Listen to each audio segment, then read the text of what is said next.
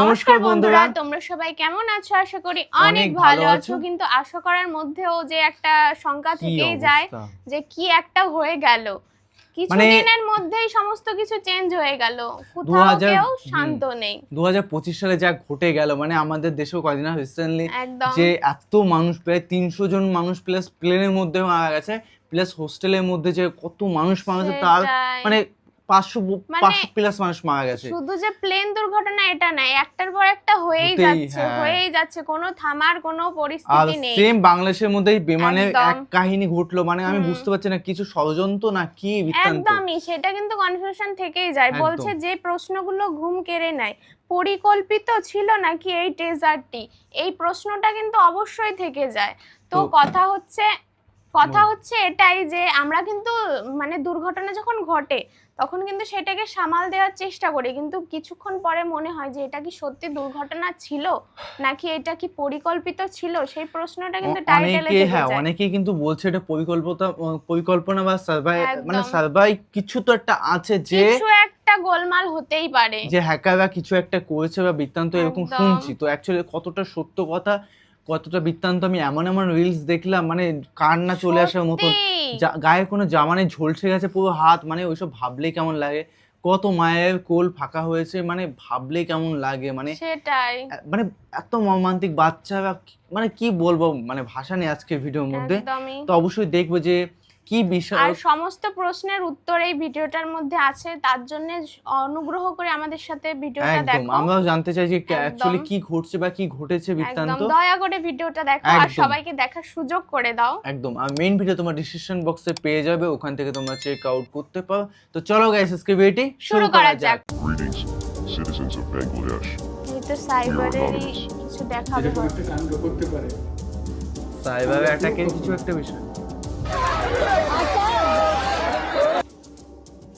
ইয়ো, 21শে জুলাই 2025 ঢাকার আকাশে তখন ভর দুপুর, কিন্তু যা ঘটল তা কি শুধুই এক মর্মান্তিক দুর্ঘটনা?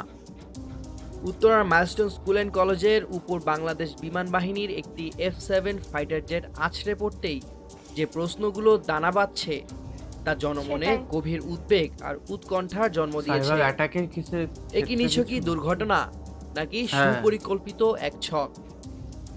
ফ্লাইট অবশ্যই। লেফটেন্যান্ট তৌকির, একজন উচ্চ প্রশিক্ষিত পাইলট, কেন নিয়ন্ত্রণ হারালেন? টেক সেটাই। অফ করার মাত্র 5 থেকে 7 মিনিট পরে যখন নিশ্চিত বিধ্বস্ত হওয়ার মুখে বিমানটি, তখন শেষ মুহূর্তে তার রহস্যময় প্রচেষ্টায় সেটি বিমানবন্দরের ইন্টারন্যাশনাল পার্কিং ছেড়ে অন্যদিকে মোড় নেয়। বলা হচ্ছে একই সঙ্গে কন্ট্রোল লস, ইঞ্জিন ফেল এবং রেডিও ফেলিয়ার একের পর এক ত্রুটি দেখা দিয়েছিল। কিন্তু এমন এতগুলো জনবহুল একসঙ্গে। এলাকায় কেন এই প্রশিক্ষণ মানে ফ্লাইট? হ্যাঁ, আর সেটাই। যেখানে নবীন পাইলটদের সেরা বিমান দেওয়ার কথা, সেখানে কেন একটি সোভিয়েত আমলের পুরনো বিমান? হ্যাঁ, ঢাকা মেট্রো রেলের এক অবস্থা? পরিচ্ছন্নতা কর্মী সাব্বির আহমেদের ভাষ্যে তিনি মানে দুটি বিমান রাশিয়া। উঠতে দেখেছেন। একটিতে সমস্যা ছিল, তবে আরেকটি বিমানের উপস্থিতির তথ্য আনুষ্ঠানিকভাবে কোথাও পাওয়া যায়নি। কি অবস্থা। ঘটনার তাহলে তো দুদিন আগে confusion 19শে থেকেই যায়। জুলাই অ্যানোনিমাস মেইন পেজ নামক এক রহস্যময় ফেসবুক পেজে দেওয়া এক পোস্ট এই দুর্ঘটনার সঙ্গে ভয়ঙ্করভাবে মিলে গেছে। কি তবে অবস্থা। কিছু জায়গায় অমিলও দেখা যায়। সেই পোস্টে লেখা ছিল দেখা যায় না একটি এসব স্কুল বিল্ডিং ধসে পড়বে এবং এতে অনেক শিশুর প্রাণহানি ঘটবে। আগের থেকে বলে শেষে দিচ্ছি। বলা হয়, আমি আর্কিটেক্ট। প্রথমে এটিকে Architect, গুজব oh ভাবা my হলেও God। দুর্ঘটনার পর সামাজিক মাধ্যমে অনেকেই এই ভবিষ্যৎবাণীকে বিশ্বাস করতে থাকেন। তাদের প্রশ্ন, একজন Architect আমি জানি ভালো স্থপতি করে। কিভাবে এত নির্ভুল ভবিষ্যৎবাণী করতে পারলেন? তবে সেই পোস্টে আরো উল্লেখ করা হয়, স্কুল ভবনের রক্ষণাবেক্ষণের ঘাটতির কারণেই দুর্ঘটনা ঘটবে, যা বাস্তবের সঙ্গে পুরোপুরি পরিপন্থী। কি আবার অবস্থা। অনেকেই বলছেন, কয়েকদিন আগে সাংবাদিক জুলকারনাইন সায়ের অ্যানোনিমাস নামক একজনের একটি ভিডিও পোস্ট করেন, যেটিকে অনেক নেটিজেনই এই অ্যানোনিমাস মেইন পেজের ভিডিও বলেই দাবি করে পেজটিকে গ্রহণযোগ্যতা দিচ্ছেন। সত্যি তবে তো জুলকারনাইন সায়ের অনেক যে ঘটকা। পেজের ভিডিও শেয়ার করেন, কি দেখছেন? তার নাম তিনি উল্লেখ করেন অ্যানোনিমাস গ্লোবাল সাউথ নামে, এটা মানে আমি যা জানি তো। সম্প্রতি আলোচিত পেজের নাম থেকে ভিন্ন। অ্যানোনিমাস মেইন পেজ ঘটনার কয়েক ঘন্টা পর আরেকটি উদ্বেগজনক পোস্ট করেছে। তাতে লেখা, একটি বোমা বিস্ফোরণ ঘটবে বাংলাদেশে কয়েক কি? সপ্তাহের মধ্যেই। টার্গেট হোটেল ও হাসপাতাল। কি অবস্থা! এই হুমকি জনমনে চরম আতঙ্ক সৃষ্টি করেছে। তবে রহস্যময় অ্যানোনিমাস পেজ 21 জুলাই রাত 10টা পর্যন্ত সক্রিয় থাকলেও বর্তমানে খুঁজে পাওয়া যাচ্ছে না। লাখো টাকা খরচ করেও একটি জীবন ফিরিয়ে আনা যায় না। উড়ে আঙ্গার হওয়া শিশুদের যন্ত্রণা কি তা ভাবলে গা শিউরে ওঠার কথা। সরকারিভাবে দেখা যায় না 19 এগুলো। জনের মৃত্যুর কথা বলা হলেও সামাজিক যোগাযোগ মাধ্যম সহ অনেকেরই দাবি হতাহতের সংখ্যা আরো অনেক বেশি।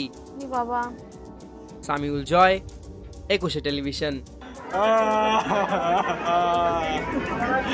আল্লাহ এত বিপদ খালি আমারে দিল রে।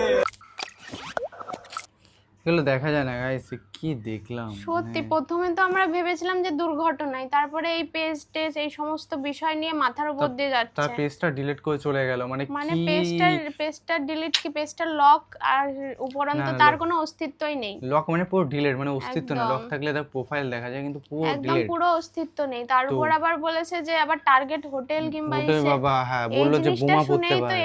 জিনিসটা শুনেই তো আরো আতঙ্ক লাগছে বিষয়টা। কি অবস্থা, মানে কি দেখছি বা কি দেখলাম, মানে নিজেই তো আতঙ্কে সত্যি আছি কথা যে বলতে কি যে তা সে এত ভালো পাকাপোক্ত পাইলট, সে এত মানে জনবহুল জায়গায় কেন নিয়ে আসবে হ্যাঁ, জিনিসটাকে? এটা কি কোনো এসে ইঞ্জিনের পরিকল্পিত ছিল?